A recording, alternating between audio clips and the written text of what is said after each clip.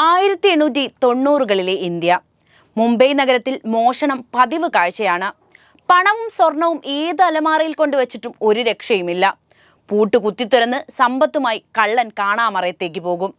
British പോലീസുകാർക്ക് ഇതിനെക്കുറിച്ച് പരാതി ലഭിച്ചുവെങ്കിലും മോഷണം നടന്നുകൊണ്ടേയിരുന്നു. അപ്പോഴാണ് ഏത് കള്ളനും ചൂളിപ്പോകുന്ന ഒരു പൂട്ടുമായി ഒരു ഇന്ത്യൻ വ്യവസായി വിപണിയിലേക്ക് കടന്നു വരുന്നത്.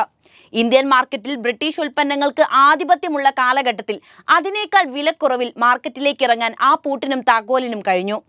ഇന്ത്യൻ ജനതയുടെ സമ്പത്ത് സുരക്ഷിതമാക്കാൻ ആ പൂട്ടിന് സാധിച്ചതോടെ സുരക്ഷിതത്വത്തിന്റെ മറ്റൊരു പേരായി മാറാൻ ആ ബ്രാൻഡിനും സാധിച്ചു. ആ ബ്രാൻഡിന്റെ പേരാണ് ഗോദ്രേജ്. ഒരു നൂറ്റാണ്ടിലേറെ കാലമായി നമുക്ക് പരിചിതമായ നമ്മുടെ ബ്രാൻഡ് ഇപ്പോൾ വിഭജിക്കാൻ തയ്യാറെടുക്കുകയാണ്. 127 വർഷത്തെ സുദീർഘമായ പാരമ്പര്യമുള്ള കമ്പനി ബന്ധുക്കൾക്ക് വീതം വെച്ചെടുക്കാൻ തീരുമാനമായി കഴിഞ്ഞുവെന്ന വാർത്ത അറിഞ്ഞു കാണുമല്ലോ. പൂട്ടിൽ നിന്ന് സോപ്പ് ബിസിനസ്, പിന്നെ റിയൽ എസ്റ്റേറ്റ് വരെ എത്തി. അവിടെ നിന്നും വിമാന വ്യവസായത്തോളവും വ്യാപിച്ചു കിടക്കുന്നതാണ് ഗോദ്രേജിന്റെ ഇന്നത്തെ ബിസിനസ് ശൃംഖല. ഇന്ന് 3ാം തലമുറ അത് വിഭജിക്കാൻ തീരുമാനിച്ചിരിക്കുന്നു. ആ ഇന്ത്യൻ ബ്രാൻഡിനെ കുറിച്ചാണ് ഇന്ന് പറയുന്നത്. ബ്രിട്ടീഷ് ഇന്ത്യയിലും സ്വതന്ത്ര ഇന്ത്യയിലും വളർന്നു വന്ന സ്വദേശി കമ്പനിയുടെ കഥ. 1890 കാലഘട്ടം. ടാർസാനിയയിലെ ജോലി ഉപേക്ഷിച്ച് അർദേർഷിർ ഗോദ്രേജ് ബിസിനസ് തുടങ്ങാൻ ഇന്ത്യയിലേക്ക് വണ്ടി കയറുന്നിടത്താണ് ഗോദ്രേജ് എന്ന ഇന്ത്യൻ ബ്രാൻഡ് ജനിക്കുന്നത്. ശസ്ത്രക്രിയ ഉപകരണ നിർമ്മാണമായിട്ടായിരുന്നു മുംബൈയിലേക്ക് അർദേഷിന്റെ തുടക്കം. എന്നാൽ ഈ ബിസിനസ് പച്ച പിടിച്ചില്ലെന്ന് മാത്രമല്ല, സാമ്പത്തിക നഷ്ടവും അദ്ദേഹത്തിന് നേടിക്കൊടുത്തു. പണം മുഴുവൻ നഷ്ടമായി. ജീവിതം എങ്ങനെ മുന്നോട്ടു പോകുമെന്ന ചോദ്യചിഹ്നത്തിന് മുന്നിലാണ് അർദേഷിറിന് കള്ളന്മാരുടെ രൂപത്തിൽ ആ ആശയം എത്തിയത്. മുംബൈയിൽ കവർച്ച പെരുകുന്നു എന്ന പത്രവാർത്തയാണ് അദ്ദേഹത്തിനെ ചിന്തിപ്പിക്കാൻ പഠിപ്പിച്ചത്. ഗുണനിലവാരമില്ലാത്ത പൂട്ടുകൾ കാരണം വീടുകളിലും വ്യാപാര സ്ഥാപനങ്ങളിലും മോഷണം തുടർക്കഥയാകുന്നു എന്ന വാർത്തയിൽ നിന്നാണ് ഗുണനിലവാരമുള്ള പൂട്ടുകൾ ഉണ്ടാക്കാമെന്ന തീരുമാനത്തിലേക്ക് ആ വ്യക്തി കടക്കുന്നത്. സുഹൃത്തായ മെർവാൻജി കാമയുടെ സാമ്പത്തിക സഹായത്തോടെ 1897 ഗോദ്രേജ് പൂട്ട് വിപണിയിലെത്തി. അപ്പോഴേക്കും ബ്രിട്ടീഷ് വിരുദ്ധത ഇന്ത്യയിൽ തലപൊക്കി തുടങ്ങിയിരുന്നു. ഇംഗ്ലണ്ടിൽ നിന്ന് ഇറക്കുമതി ചെയ്യുന്നതിനേക്കാൾ മികച്ച പൂട്ട്, വെള്ളക്കാരിട്ട വിലയേക്കാൾ കുറവ്, സർവോപരി ഒരു ഇന്ത്യക്കാരന്റെ സംരംഭം എന്നീ കാരണങ്ങൾ കൊണ്ട് തന്നെ ഗോദ്രേജ് പൂട്ടുകൾ വൈകാതെ ഇന്ത്യൻ വിപണി കീഴടക്കി കഴിഞ്ഞിരുന്നു. മുംബൈ നഗരത്തെ സുരക്ഷിതമാക്കിയ ഗോദ്രേജ് അന്നു മുതൽ സുരക്ഷിതത്വത്തിന്റെ പര്യായമായി രാജ്യത്ത് അറിയപ്പെട്ടു. ഗോദ്രേജ് പൂട്ടിൽ നിന്ന് വളർന്ന അർദേർഷിർ ഗോദ്രേജ് മഷി, സുഗന്ധദ്രവ്യങ്ങൾ, മിഠായി, ബിസ്ക്കറ്റ് തുടങ്ങിയ വിവിധ ഉൽപ്പന്നങ്ങളുടെ തന്റെ ബിസിനസ് വിപുലീകരിച്ചു. ഇന്ത്യൻ വിപണിയിൽ പല ഉൽപ്പന്നങ്ങളും ആദ്യം എത്തിച്ചത് ഗോദ്രേജ് ആയിരുന്നു. ലോകത്ത് ആദ്യമായി സസ്യ എണ്ണയിൽ നിന്ന് സോപ്പ് നിർമ്മിച്ച് ഗോദ്രേജ് ഗാന്ധിജിയുടെ അഹിംസ എന്ന മുദ്രാവാക്യം ഉയർത്തിപ്പിടിച്ചു.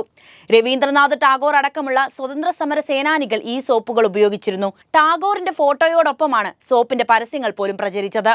സ്വദേശി പ്രസ്ഥാനത്തിന്റെ തുടക്കക്കാരായാണ് ഈ ഉൽപ്പന്നങ്ങൾ കണക്കാക്കുന്നത്.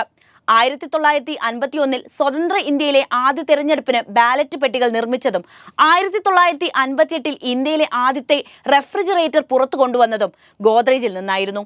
1955 ഇന്ത്യയിലെ ആദ്യത്തെ ടൈപ്പ് റൈറ്റർ പുറത്തിറക്കിയതും മറ്റാരുമല്ല, ഇന്ത്യൻ സ്വാതന്ത്ര്യ ചരിത്രത്തിലെ സ്വദേശിയായ ഗോദ്രേജും വളർന്നു. പക്ഷേ ഇന്ത്യ സ്വാതന്ത്ര്യത്തിലേക്ക് മിഴി തുറക്കുന്നത് കാണാൻ അർദേഷിർ കാത്തുനിന്നില്ല. 1936 അദ്ദേഹം ഈ ലോകത്തോട് വിട പറഞ്ഞു. പക്ഷേ അപ്പോഴേക്കും അയാൾ ഇന്ത്യൻ വിപണിയിൽ തന്റെ ബ്രാൻഡ് നെയിം കൊത്തിവെച്ചിരുന്നു.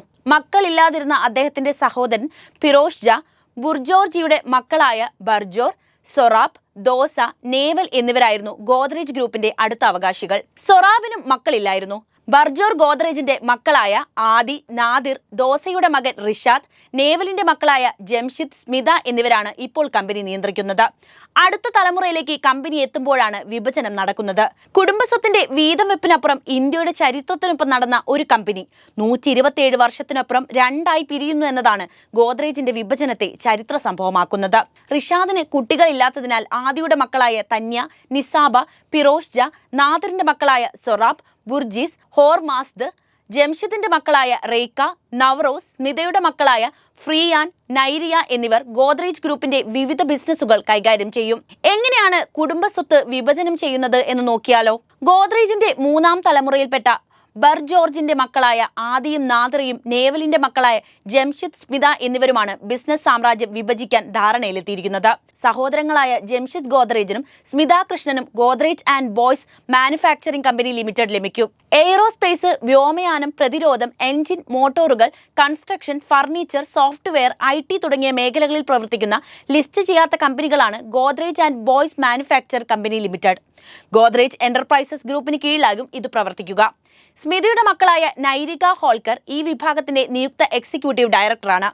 ജംഷിദ് ഗോദ്രേജ് ചെയർപേഴ്സണും മാനേജിംഗ് ഡയറക്ടറുമായിരിക്കും. Godrej industries limited, Godrej properties limited, Godrej Agrovet limited, Godrej consumer products limited, Astec life science limited എന്നീ ലിസ്റ്റഡ് കമ്പനികൾ നാദിർ, ആദി ഗോദ്രേജ് കുടുംബങ്ങൾക്ക് ലഭിക്കും. ഗോദ്രേജ് ഇൻഡസ്ട്രീസ് ഗ്രൂപ്പിൽ നാദിർ ഗോദ്രേജ് അധ്യക്ഷനുമാകും.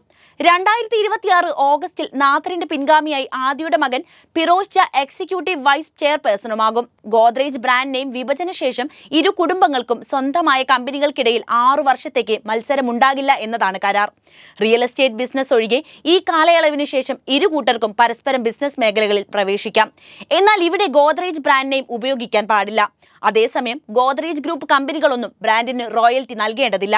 ഏപ്രിൽ 30-നാണ് കരാർ പ്രാബല്യത്തിലായത്. ഇന്ത്യൻ സ്വാതന്ത്ര്യ ചരിത്രത്തിന്റെ നാളുകളിൽ ഇന്ത്യയിലേക്കെത്തിയ സുരക്ഷിത ബോധത്തിന്റെ പേര് കൂടിയാണ് ഗോദ്രേജ്. 127 വർഷങ്ങൾ കൊണ്ട് ഒരുപാട് ഉയരത്തിലെത്താനും ഇന്ത്യയിൽ ഒരു ബിസിനസ് ശൃംഖല നിർമ്മിച്ചെടുക്കാനും കമ്പനിക്ക് സാധിച്ചു. 3ാം തലമുറയിലേക്ക് എത്തുമ്പോൾ അത് വീതിക്കപ്പെടാനും നിർബന്ധിതമായി. കാലം അങ്ങനെയാണ്. അതിന്റെ അനിവാര്യത ഒരിക്കൽ എത്തുക തന്നെ ചെയ്യും. വീഡിയോ ഇഷ്ടപ്പെട്ടാൽ ലൈക്ക് ചെയ്യാനും ഷെയർ ചെയ്യാനും ശ്രദ്ധിക്കുമല്ലോ.